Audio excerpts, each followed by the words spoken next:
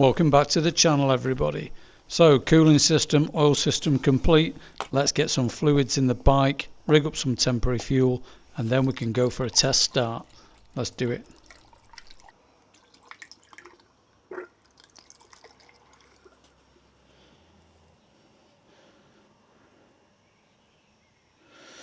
So I'll get some oil in. We need 2.6 litres of this, using Motorex on this occasion. And I may or may not drain this out after 1,000 miles. I need to have a think about that. I haven't stripped the engine, but obviously there's been a bit of debris knocking about, etc. So I may drain it. We'll see. Well, the Motorex going in for now. Okay, so I've got about 2 litres in. I'll just do a quick check of the dipstick thingamy. So we're not on the dipstick yet, so more required. So 2.6 is the recommendation.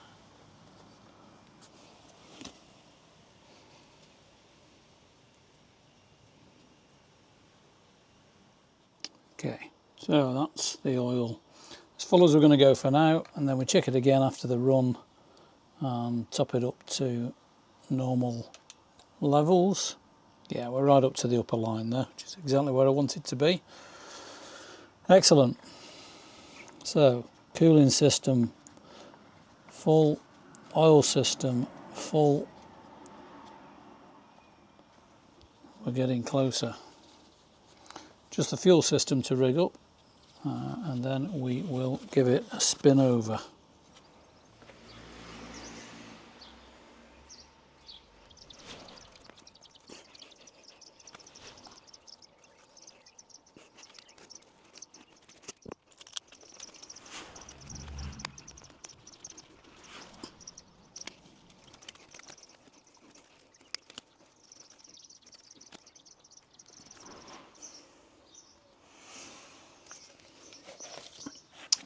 Okay,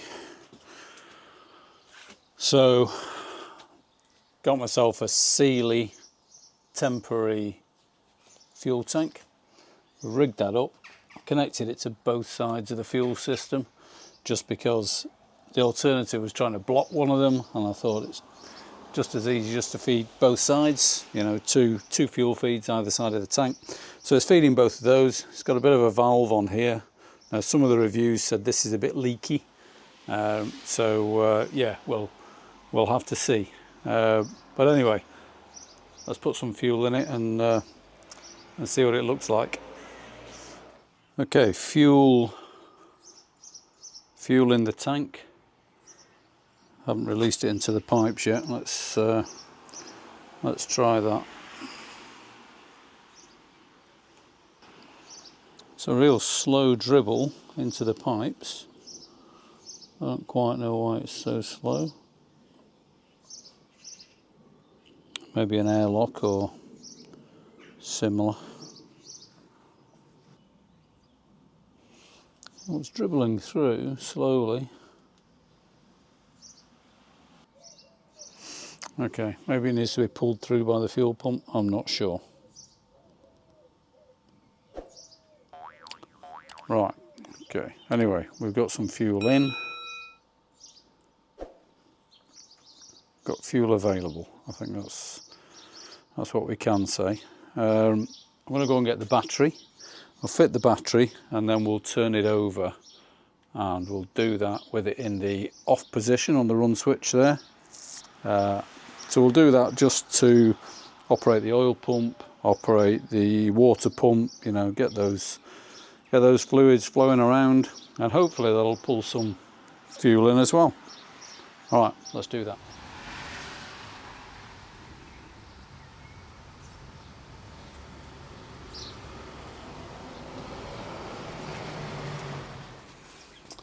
Okay, so the moment is here.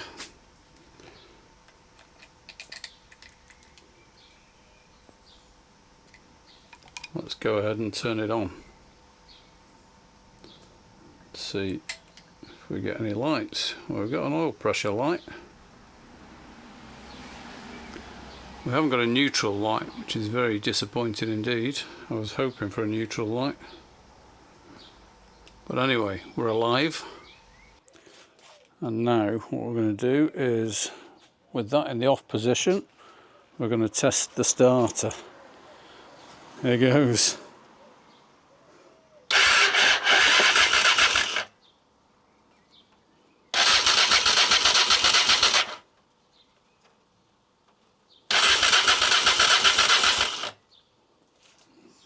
Okay, starter works. Didn't hear the fuel pump operating. Okay, so fuel is on. Fuel is present. Let's go to run. Bit of choke.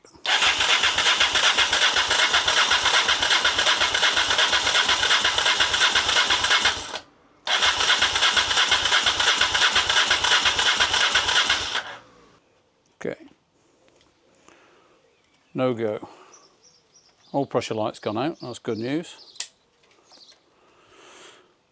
No go for now. Turn that back to off. Okay, so I'm going to open the drains on the carbs and try and get that air out of the system. Maybe that's what we need. Let's try that. Okay, so fuel lock removed. So we moved the pipes around. We managed to get the fuel filter full enough that the fuel pump is now pulling fuel. So on. Can't see what choke I've got on. Let's check my choke. Sorry about the rain. Well, obviously nothing I can do about the rain. Right. Here goes. Let's go around the other side again. Here goes.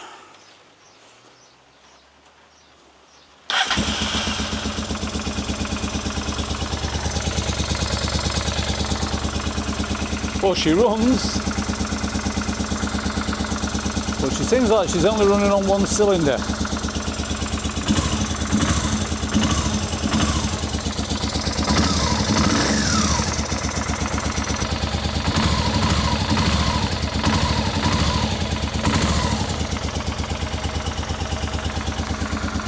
She's only running on the rear cylinder, unfortunately. I'm not sure why.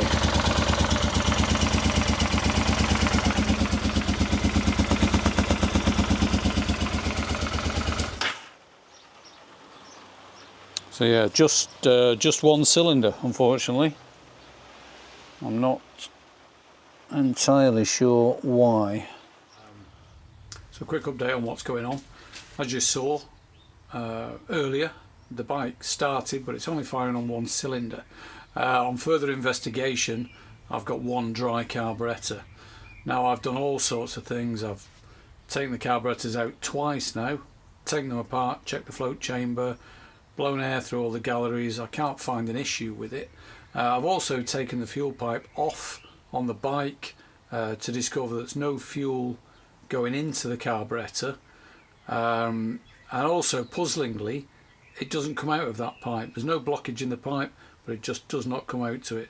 So the fuel pump operates, fuel flows, goes into one carburettor and not into the other. So that's where I am. I need to discover why, obviously, so I may have to take the carbs out again. But we're going to start by taking off that fuel pipe again, just running the fuel pump and seeing if I can get fuel going through that pipe. Okay, so progress. Took the pipe off the carb and I attached a longer pipe to it, operated the fuel pump, fuel came through, so we knew we had a fuel supply. After that, put that back on, tried the fuel pump again, still no fuel going into the carb. So eventually took the pipe off here with the fuel pump operating, applied a little bit of pressure, compressed air pressure, and that seems to have forced fuel into the carb. We did an inadvertent start on front cylinder only, so fairly confident that's at least temporarily fix the issue. Let's see if it fixes it full time. So I've temporarily connected up the rear cylinder again. We're basically good to go for a start, and we should see both cylinders operating. So let's give it a go. Okay, so that's on, that's in the run position. That sounds nice.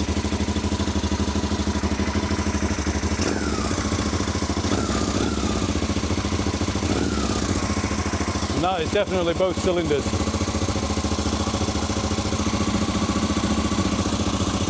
Oh, I am very pleased. So monitor the fuel. The fuel is being drawn through. So it would appear that the fuel pump is working. Carburetor's working, so we'll let it run for a while and just see if it remains stable. This was of course just a false dawn. The cylinder was operating purely on the fuel that had been forced into the carburetor, and as soon as that ran out it stopped. So problem wasn't fixed, still more diagnosis required. So carburetor's out for the third time. So what I've done, I've made a bit of a discovery. So under the floats there's a float valve, and on the back of that fitting there's a little filter. So this was the new fitting I put in as part of the refurb, and that little filter there, you can see that, is supposed to be attached to there. Anyway, it's come away and it was wedged in the hole. It's all not very good. So I've put the old original float valves and float valve seats in again, in both carbs, because both of them had come detached. And I'm going to put it back together and I'm going to try again, but at least I found something this time. So yeah, I'm hopeful now. I'll put these carbs back in the bike and she's going to be a runner. You can't fault my optimism, can you? Let's give it a go. Right, so here we are again. So I just showed you the carburetors on the bench and what I've done with the float valve seats and the displaced filters on the back. So old float valve seats back in, old float valves back in. Carburetors refitted. I've connected everything up. I've run the fuel pump. It's pumped fuel into both carburetors. First time it's done that. So I am pretty confident this is going to run. So I think we're good to go. So choke's connected, throttle cable's connected, carb vents connected, carb drains connected, fuel turned on. Yeah, let's go for it. Fingers crossed. Again.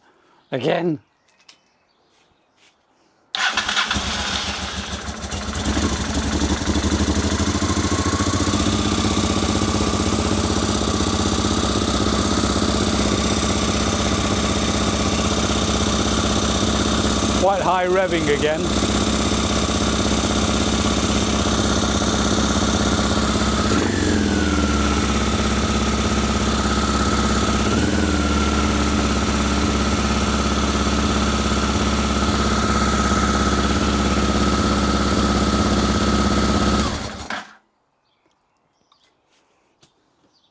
She runs both cylinders. She runs a treat. It's quite high revving.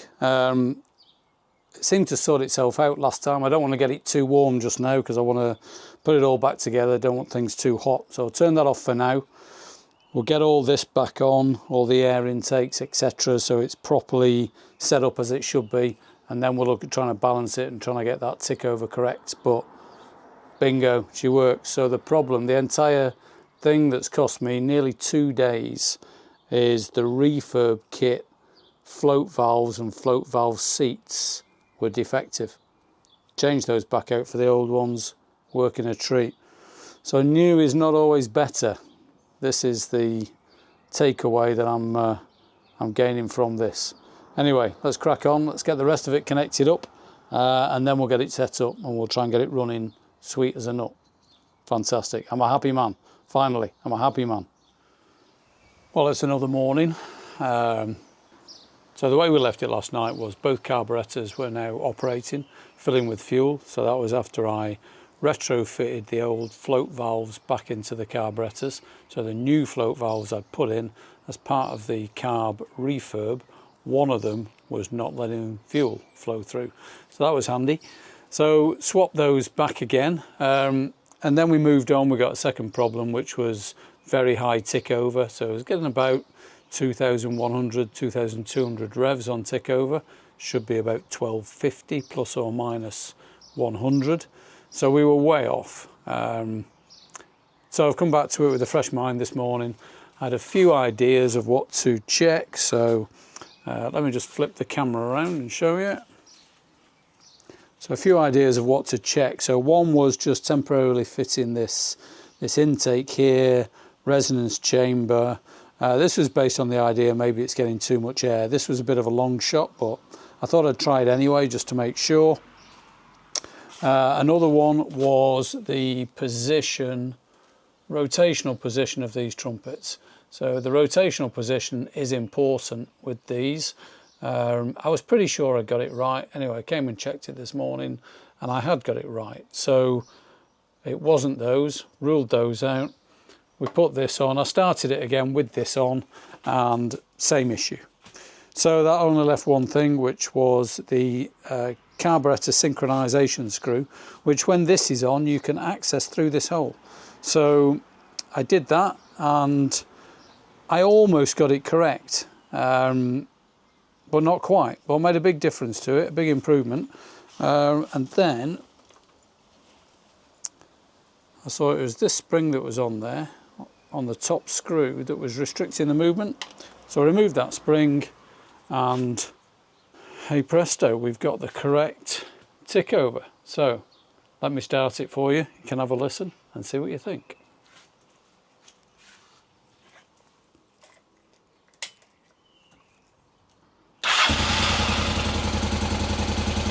So she starts beautifully. Tick over is just about bang on, I would say.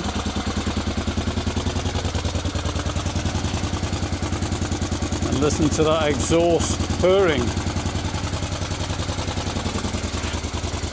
So there she is.